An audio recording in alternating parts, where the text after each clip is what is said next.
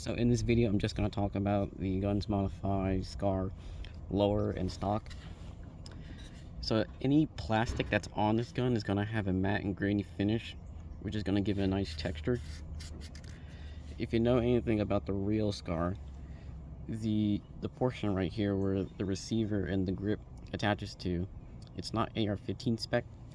In most cases, people tend to modify either the grip or the receiver to get an AR-15 grip to fit. On the Gunsmodify version, it's by default AR-15 spec, so no modifications are needed. However, any grip with a tail will need some modifications. For instance, Magpul K2s.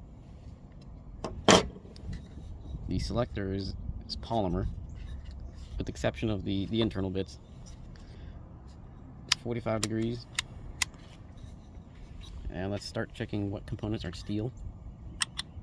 Trigger steel, magazine catch is steel, bolt catch is steel, imitation pins and pins are steel,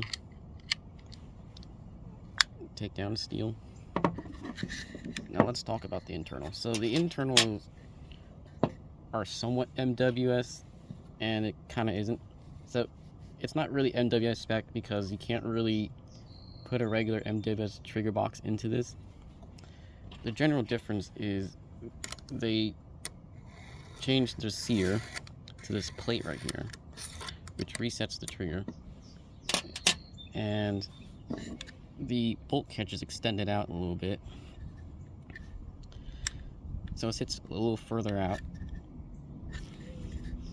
Most of the components, or the internals, are going to be steel,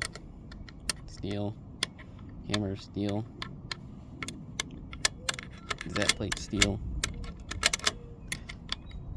So yeah, there are some parts that aren't going to be steel, for this instance of this, and maybe the trigger box itself, but most of the internals are going to be steel. Let's take a look at that stock one. So they changed up this little sear piece. They removed this plate.